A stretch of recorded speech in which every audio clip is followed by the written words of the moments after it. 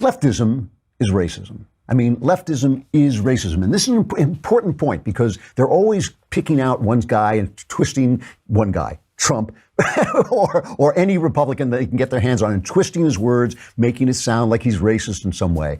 And of course, there are racists on both sides, but there's a difference between a philosophy being racist and a person being racist, right? There's always going to be people who are racist in every group. There's always going to be people who do bad things under the aegis of a good philosophy. You'll have people who, in the name of loving your neighbor, will go out and, do something really terrible for Christianity. But if the philosophy itself is bad, then everybody gets corrupted, and that is what leftism has done. The problem with leftism is it is an exploded, failed philosophy, whereas capitalism, ugly as it is, capitalism has elevated more people and to more wealth than any other philosophy. Freedom is good for people. Freedom makes people happy. The problem that the elites have with these philosophies is they elevate people that they don't like. Capitalists, go-getters, workers, all these people get elevated and get power instead of the elites. So the only thing you can do with such a successful philosophy is free market capitalism and freedom is divide people. And the way you divide people is you find historical crimes and you say, oh, we're going to fix those historical crimes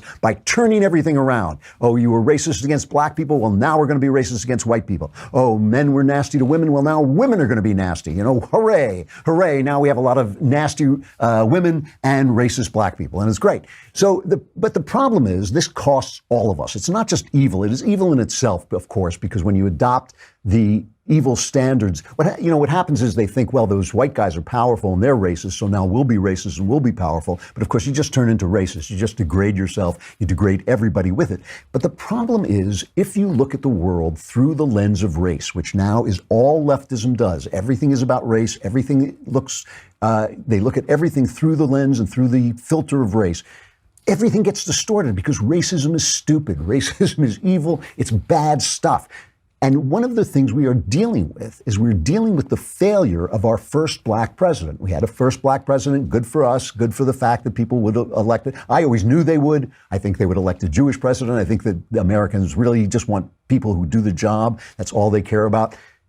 But when it happened, I thought, well, good, at least we've got that out of the way. Unfortunately, it made the left go crazy because they are racist, because they look at the world through the filter of race. And when Obama came to office, and not only was he black, but he was the black version of their stupid, ignorant philosophy, their philosophy of hating America, their philosophy of thinking America and capitalism were bad things. You can have too much money. You can have too much power. We've got to share the power. It's not right for one country to be lording it over everybody else.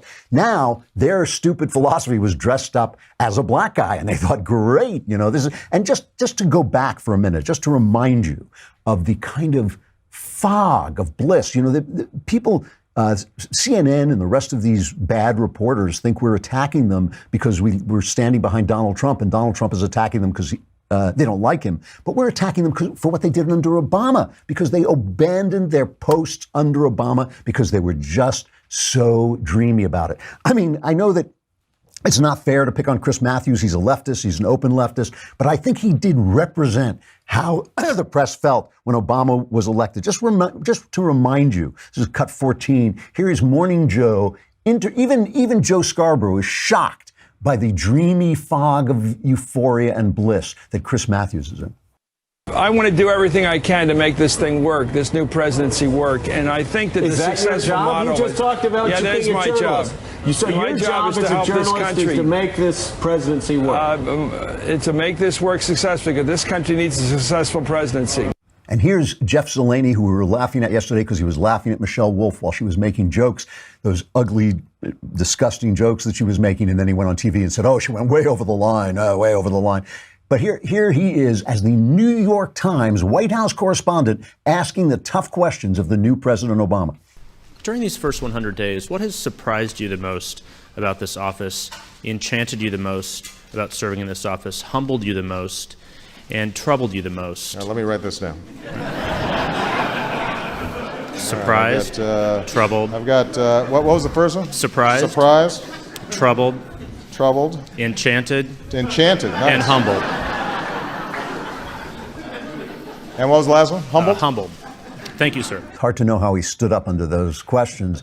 And that meant that as Obama began to realize that the press wouldn't touch him on anything, he began to abuse his power, giving the dreamers, basically letting them stay, even though he'd said like 20 times that was unconstitutional. And his work overseas, which is now a problem for all of us, has to be judged in the light of the fact that the press wants to maintain. The press is now in that position that people who do wrong get into. If you've done something wrong, whether it's have an abortion or, be unkind to a friend, you then have to say to yourself, okay, I did something wrong and now I'm going to change. Now I'm going to be a different guy and I'm sorry and I feel bad, but now I'm going to move on. Or you just keep rationalizing it and you keep going down that road. And that essentially is what the press is doing. They are rationalizing their mistake in elevating Obama to, as Barbara Walters said, well, play what Barbara Walters said. We thought that he was going to be, I shouldn't say this at Christmas time, but the next Messiah. And the whole Obamacare, or whatever you want to call that, Affordable Health Act, it just hasn't worked for him. And he's stumbled around on it. And people feel very disappointed because they expected more. It's very difficult when the expectations for you are very high. You're almost better off when they're low and then they rise and rise. His were very high and they've dropped. So now they have to protect, because they believe he was the second coming of the Messiah, as she says, they have to protect that vision. They have to protect the fact that they abandoned their posts, they abandoned their duties, they abandoned their honor, they abandoned journalism for 8 long years while Obama failed and led this country down a garden path. Or they've got to defend his legacy no matter what. And that's what we're dealing with this Iran deal.